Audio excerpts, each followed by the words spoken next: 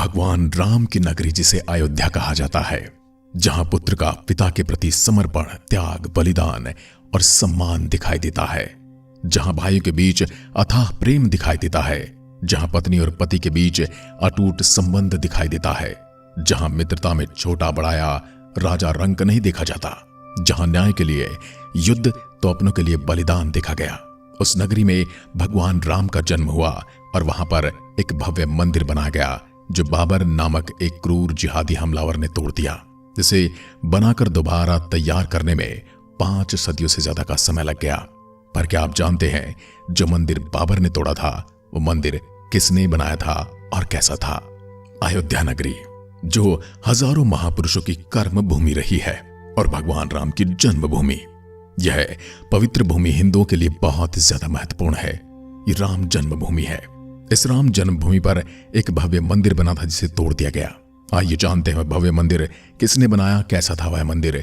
शोधानुसार पता चलता है भगवान राम का जन्म 5114 ईसा पूर्व में हुआ था।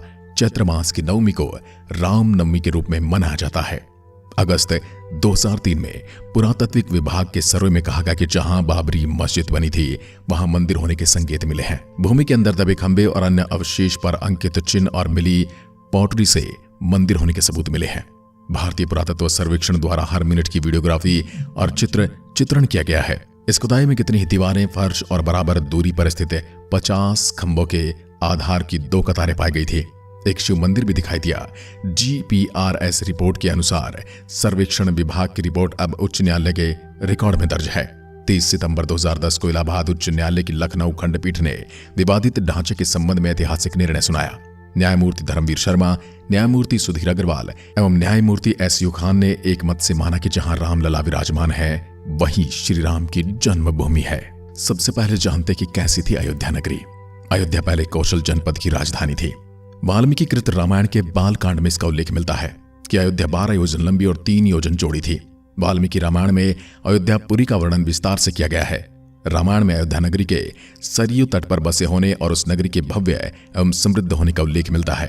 वहां चौड़ी सड़कें और भव्य महल थे, बगीचे और आम के बाग थे और साथ ही चौराहा पर लगने वाले बड़े बड़े स्तंभ थे। हर व्यक्ति का घर राजमहल जैसा था। यह महापुरी 12 योजन यानी 96 मील चौड़ी थी। इस नगरी में सुंदर, लंबी और चौड़ी सड़कें थी। इंद्र की अमरावती नगर की तरह महाराजा दशरथ ने अयोध्यापुरी को सजाया था। क्या था जन्मभूमि का हाल? कहते हैं भगवान राम के जल समाधि लेने के पश्चात अयोध्या कुछ काल के लिए उजाड़ सी हो गई थी, लेकिन उनकी जन्मभूमि पर बना महल वैसे का वैसा ही था। भगवान श्री राम के पुत्र कुश ने एक बार पुनः राजधानी अयोध्या का पुनः निर्माण कराया। इस निर्माण के बाद सूर्यवंश की अगले 44 पीढ़ियों तक इसका अस्तित्व आखिरी राजा महाराजा बृहद्रथ तक अपने चरम पर रहा। कौशल राज बृहद्रथ की मृत्यु महाभारत युद्ध में अभिमन्यु के हाथों हुई थी और ये कौरवों की ओर से युद्ध लड़े थे। महाभारत के युद्ध के बाद अयोध्या उजाड़ सी हो गई, मगर श्री राम जन्मभूमि का अस्तित्व फिर भी बना रहा। मंदिर तोड़कर मस्जिद बनाई गई, ये तो आप सभी जानते हैं। बाबर के क्रूर सेनापति मीर बाकी ने वहां पर स्थित मंदिर को तोड़ा और उस पर एक मस्जिद का ढांचा खड़ा कर दिया।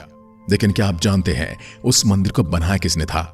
इसके बाद यह उल्लेख मिलता है कि ईसा के लगभग 100 वर्ष पूर्व उज्जैन के चक्रवर्ती सम्राट विक्रमादित्य एक दिन आखेट करते हुए अयोध्या पहुंच गए, यानी कि शिकार खेलते हुए।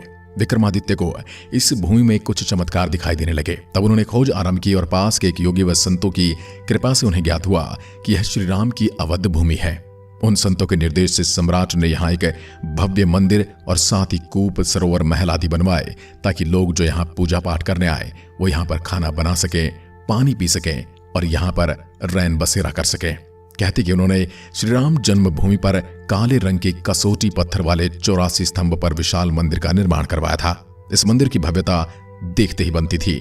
विक्रमादित्य के बाद के राजाओं ने उस समय पर इस मंदिर की देखरेख की। उनमें से एक शुंग वंश के प्रथम शासक पुष्यमित्र शुंग ने भी मंदिर का जीर्णोद्धार करवाया था। पुष्यमित्र का एक शिलालेख अयोध्या से प्राप्त हुआ था जिसमें उसे सेनापति कहा गया है तथा उसके द्वारा 2 अश्वमेध यज्ञों के किए जाने का वर्णन भी मिलता है। अनेक अभिलेखों से ज्ञात होता है गुप्त वंशीय चंद्रगुप्त द्वितीय के समय और तत्पश्चात काफी समय तक अयोध्या गुप्त साम्राज्य की राजधानी भी रही। गुप्तकालीन महाकवि कालिदास ने अयोध्या और रघुवंश का कई बार उल्लेख किया है। अब इतिहास में इसके साक्ष्य क्या मौजूद थे? चीनी भिक्षु फाहियान ने यहाँ देखा कि कई बौद्ध मठों का रिकॉर्ड रखा गया है। यहाँ पर 7वीं शताब्दी में चीनी यात्री हेनसांग आया था उसके अनुसार यहाँ 20 बौद्ध मंदिर थे तथा 3000 भिक्षु रहते थे और यहाँ हिंदू का एक प्रमुख और भव्य मंदिर भी था जहां रोज हजारों की संख्या में लोग दर्शन करने आते, जिसे राम मंदिर कहा जाता था। इसके बाद ईसा की 11वीं शताब्दी में कन्नौज नरेश जयचंद आया तो उसने मंदिर पर सम्राट विक्रमादित्य के प्रशस्ति शिलालेख को उखाड़कर अपना नाम लिखवा दिया। पानीपत के युद्ध के बाद जयचंद का भी अंत हो गया। इसके बाद भारतवर्ष पर आक्रांताओं का आक्रमण बढ़ता गया। आक्रमणकारियों ने काशी मथुरा के साथ ही अयोध्या में भी लूटपाट की और पुजारियों की हत्या कर मंदिर और मूर्तियां तोड़ने का क्रम जारी रखा। लेकिन 14वीं सदी के अंत में अयोध्या में राम मंदिर को तोड़ने में आक्रांता सफल नहीं हो पाए। विभिन्न आक्रमणों के बाद भी सभी तूफानों, झंझावातों और मुसीबतों को झेलते हुए श्री राम की जन्मभूमि पर बना भव्य मंदिर 14वीं शताब्दी तक बचा रहा और खड़ा रहा। कहते हैं सिकंदर लोदी के शासनकाल के दौरान यह मंदिर मौजूद था। अंततः 1527 से 28 में अयोध्या में स्थित भव्य मंदिर को तोड़ा गया और उसकी जगह बाबरी ढांचा खड़ा कर दिया गया। कहते हैं मुगल साम्राज्य के संस्थापक बाबर के एक सेनापति ने बिहार अभियान के समय अयोध्या में श्री राम के जन्म स्थान पर स्थित प्राचीन और भव्य मंदिर को तोड़कर एक मस्जिद का ढांचा खड़ा कर दिया, जो 1992 तक विद्यमान रही।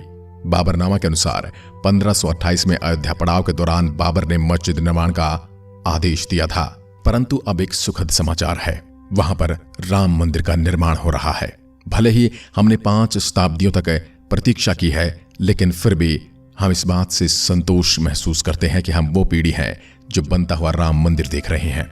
और 22 जनवरी 2024 को यहां पर रामलला की मूर्ति की प्राण प्रतिष्ठा की जाएगी, जिसमें पूरे भारतवर्ष में हर्षोल्लास के साथ दिवाली मनाई जाएगी। क्या आप भी इस दिवाली में शामिल होने वाले हैं? कमेंट में लिखकर जरूर बताइएगा। एक बार फिर मिलते हैं, तब तक के लिए नमस्कार, धन्यवाद, जय हिंद, जय भारत।